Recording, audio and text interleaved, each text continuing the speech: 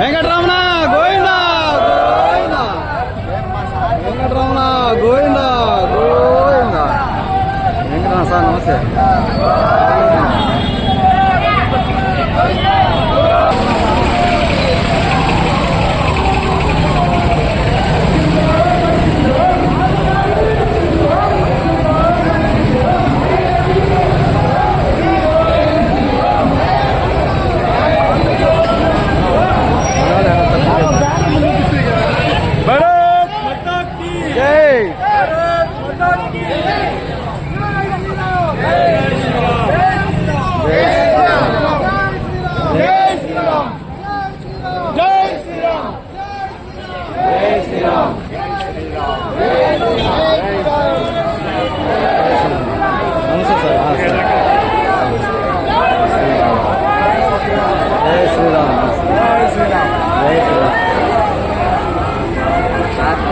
రమేష్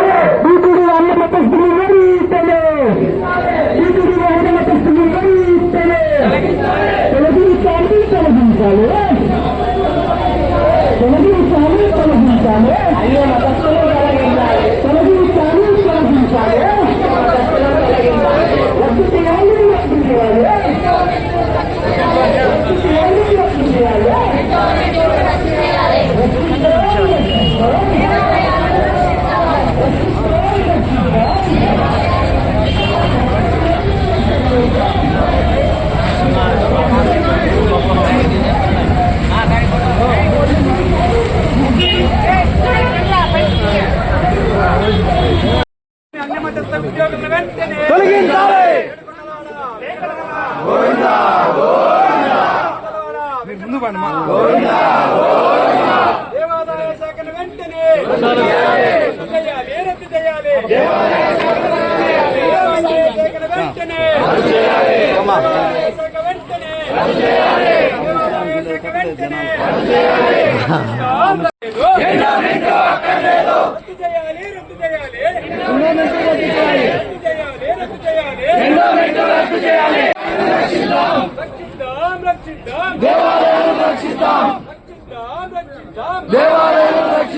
దేవాలయ నిర్వహణ బాధ్యత హిందూ ధార్మిక సంఘాలకు, నిర్వహణ బాధ్యత హిందూ సంఘాలకు, దేవాలయ నిర్వాహక బాధ్యత హిందూ సంఘాలకు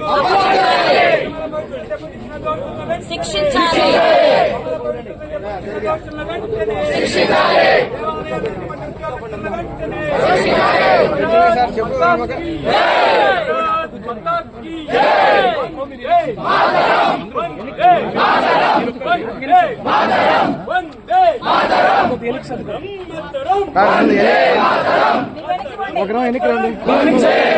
ఎన్నికి జరగండి. ప్రెస్ వాళ్ళంతా ఎన్నికి రండి. ఎన్నికి రండి.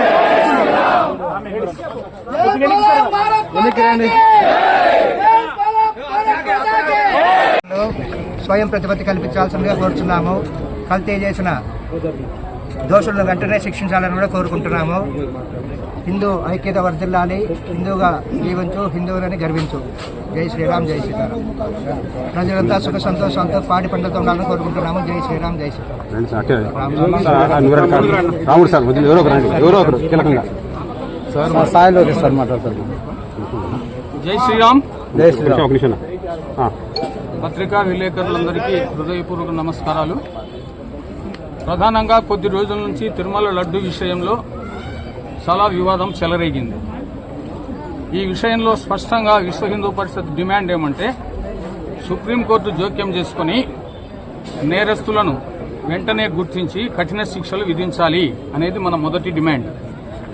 రెండో విషయం, ఈ విషయంలో సుప్రీంకోర్టు కూడా మనం పేపర్లు చూస్తున్నాం, సుప్రీంకోర్టు కూడా రంగంలోకి దిగింది. వారి ఆదేశానుసారం మన రాష్ట్ర ప్రభుత్వము విచారణ చేసే సిట్టు విచారణను కొంతకాలము ఆపు చేయమని కూడా చెప్పింది. డీజీపీ ఈ విషయాన్ని కూడా ధృవీకరించారు. మన డిమాండ్ అదే. రెండవది, హిందువుల ప్రసిద్ధమైన పుణ్యక్షేత్రాల్లో ఇతర మతస్థులు ఉద్యోగాలు నియమించరాదని దాదాపు 40 సంవత్సరాల నుంచి చట్టాలున్నాయి. ఈ విషయంలో గతంలో పరిపాలించిన అన్ని ప్రభుత్వాలు కూడా ఆ చట్టాన్ని తుంగలో తొక్కి ప్రతి ప్రభుత్వ హయాంలో కూడా అన్యమతస్థుల నియామకాలు ఉద్యోగాల్లో జరిగాయి. ఈ విషయం హిందూ సమాజం తీవ్రంగా వ్యతిరేకిస్తోంది. వెంటనే వాళ్లను తొలగించాలి అని హెచ్చరిక కూడా చేస్తోంది. ఎందుకంటే వాళ్ళు చేసిన చట్టాలు వాళ్ళ మొరపరచకపోతే ఎట్లా? ప్రతి సీఎం హయాంలో కూడా ఆ చట్టాలను అధిగమించి నియామకాలు చేశారు. ఇదొకటి. తరువాత హిందూ దేవాలయాల ట్రస్టీలలో గాని సొసైటీలలో గాని అన్యమతస్థులు ఉండకూడదు, రాజకీయ నాయకులు ఉండకూడదు అని మన డిమాండ్. దాన్ని ధార్మిక పరిషత్తుకు అప్పజెప్పినట్టయితే ధార్మిక మండళ్లే వాటి నిర్వహణను చూస్తాయి. ఈ విషయం అత్యంత స్పష్టంగా చల్లా కొండయ్య కమిషన్ మొదలుకొని మనం చెబుతున్నాం. కానీ ప్రభుత్వాలు ఏమాత్రమూ దాన్ని పెడచెవిన పెట్టి కొనసాగిస్తూనే ఉన్నాయి. హిందూ సమాజం, హిందూ సంస్థలు అతి స్పష్టంగా గుర్తించాయి. దేవాలయాలపైన జరిగే దాడులు, అనర్థాలు, అవినీతి, నిధుల మళ్లింపులు, ఈ సమస్త దోషాలు, సమస్త నేరాలు ఎందువల్ల జరుగుతున్నాయంటే ప్రభుత్వాలపై, దేవాలయాలపైన ఉన్న ప్రభుత్వ పెత్తనమే దీనికి కారణాలు అని స్పష్టంగా హిందూ సమాజం గుర్తించింది. కాబట్టి వెంటనే ప్రత్యేక చట్టం చేసైనా సరే హిందూ దేవాలయాలను ఎండోమెంట్ను రద్దు చేసి హిందూ ధార్మిక పరిషత్తుకు అప్పజెప్పాలి. ఎందుకంటే సెక్యులర్ దేశం మంది అంటున్నాం, వక్ఫ్ బోర్డును వాళ్ళు నిర్వహించుకుంటున్నారు, చర్చి వ్యవస్థను వీళ్లు నిర్వహించుకుంటున్నారు. అలాంటప్పుడు హిందూ దేవాలయాలు హిందువులకు అప్పజెప్పడం వీళ్ళకు వచ్చినటువంటి నష్టమేమి? అది కేవలం వాళ్ళకి ఒక ఏటీఎం కార్డుగా ఉపయోగించుకోవడం తప్ప ప్రతి ప్రభుత్వం కూడా చాలా దోషాలు చేసింది. అందువల్ల ఇది మన ప్రధానమైన ఈ 4 డిమాండ్లు గవర్నర్కు పంపాం, కేంద్ర ప్రభుత్వానికి కూడా పంపాం. దాని ఫలితంగా సుప్రీంకోర్టు కూడా స్పందించింది. ఆ విషయంలో అందరికీ సుప్రీంకోర్టు నిర్ణయమే శిరోధార్యం. వారు ఎవరినైతే దోషులుగా చేరుస్తారో వాళ్ళు శిక్షింపబడతారు. దీన్ని అందరం హిందూ సమాజం అంతా ఆమోదిస్తుంది. జై శ్రీరామ్.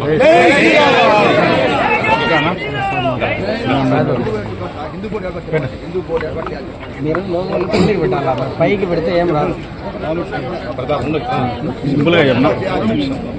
అందరికీ నమస్కారం. గత ప్రభుత్వం తీసుకున్న అనాలోచితమైన నిర్ణయాల వల్ల ఈరోజు మన టీటీడీ పుణ్యక్షేత్రంలో ఏదైతే ఉన్నదో అక్కడ ఏవైతే సంఘటన జరిగిందో లడ్డూల నాణ్యతపై మనకందరికీ తెలిసిన విషయమే. మరి గత కొన్ని సంవత్సరాలుగా మేమందరూ కూడా ఈ యొక్క అంశాన్ని లేవనెత్తున్నాం.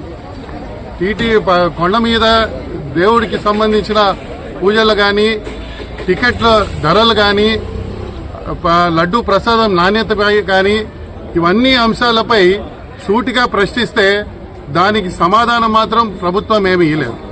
ఈరోజు శ్రీవాణి ట్రస్ట్ అనేసి ఒక ట్రస్ట్ను ఏర్పాటు చేసి సార్ అన్నట్లు అది టీటీడీని ఒక ఏటీఎం కార్డుగా నిర్వహిస్తూ 10,500 రూపాయల టికెట్లు విచ్చలవిడిగా విక్రయించి కేవలం డబ్బున్నోడికే దేవుడు దర్శనం అన్నట్లు ఏవైతే నిర్ణయం తీసుకున్నామో దాన్ని బట్టి మనము అక్కడ కొండపై ఎంత మేరకు భక్తి ఉన్నదనేది మనం అందరూ తెలుసుకోవాల్సిన విషయం. మరి మీకు అందరికి తెలుసు భక్తి ఉన్న చోటే శ్రద్ధ అనేది ఉంటది. మరి కొండపైన అయితే నాకు మాత్రం భక్తి అనేది ఎక్కడ కనపడట్లేదు. కేవలం వ్యాపారం మాత్రం కనపడుతుంది. దర్శనాల్లో కానీ వ్యాపారం, అక్కడ ఏవైతే ప్రసాదంలో కానీ వ్యాపారం, అన్ని చోట్ల కూడా వ్యాపారమే కనపడుతుంది.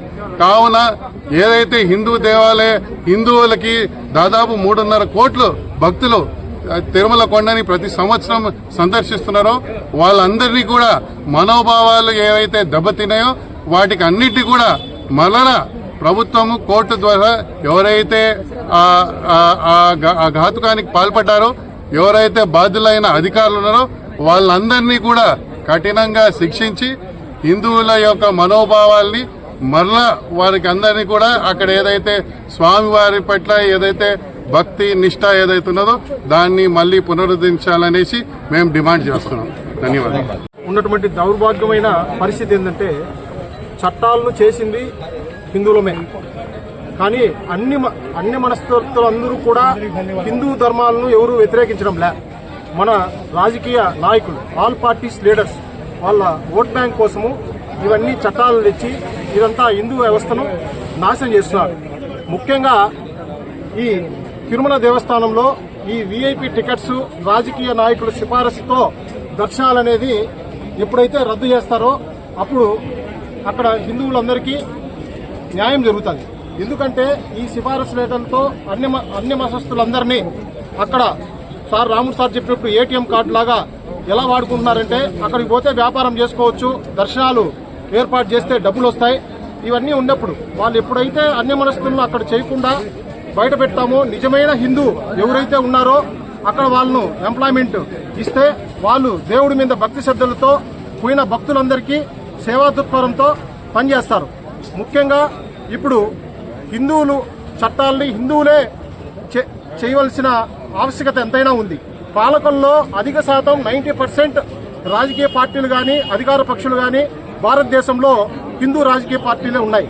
కాబట్టి దయ ఉంచి అన్ని రాజకీయ పార్టీలకు మేము తెలిపేది ఏమంటే హిందూ ధర్మాన్ని మీరు పాటించకుండా ఉంటే కాలం మిమ్మల్ని క్షమించదని చెప్పి ఈ మీడియా ముఖంగా ఈ విశ్వ హిందూ పరిషత్ ర్యాలీలో ప్రతి ఒక్క హిందువు గర్వించదగ్గట్టుగా భారతదేశం అంతా ఇంకా ముప్పుమున చేస్తారని చెప్పి మనస్ఫూర్తిగా చెప్తున్నాను. మా గవర్నమెంట్ ఉంది, మా గవర్నమెంట్ కూడా మేము చెప్పేది ఏమంటే ఈ తిరుమల పవిత్రతను కాపాడాలని చెప్పి మా ముఖ్యమంత్రి గారికి కూడా పత్రికా మూలకంగా మీడియా మూలకంగా తెలియజేస్తున్నాం. జై శ్రీరామ్.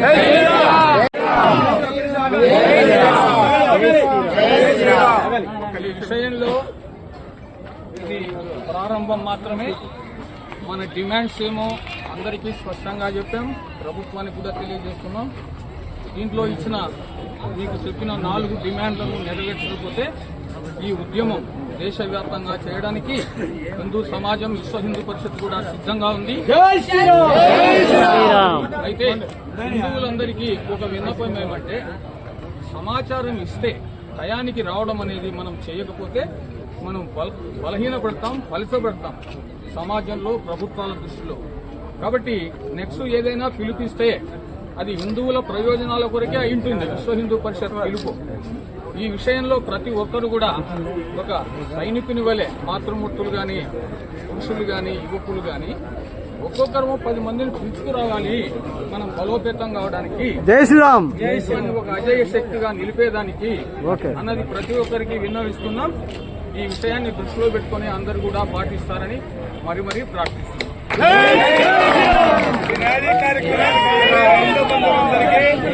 ధన్యవాదములు. అందరికీ నమస్కారములు. జై శ్రీరామ్. జిల్లా నుంచి వచ్చినటువంటి రాయచోటి ఏరియా నుంచి వచ్చినటువంటి హిందూ బంధువులందరికీ కూడా, ప్రఖండ కార్యకర్తలు, జిల్లా కార్యకర్తలు అందరికీ కూడా చాలా చాలా ధన్యవాదములు. మన మహిళా మూర్తులకు, హిందూ బంధువులందరికీ కూడా, బీజేపీ కార్యకర్తలు, పత్రికా విలేకరులు, మొత్తం ఇక్కడ ఉన్నటువంటి హిందూ బంధువులందరికీ కూడా, అన్ని వివిధ పార్టీలకు అందరికీ కూడా ధన్యవాదములు, నమస్కారం. జై శ్రీరామ్.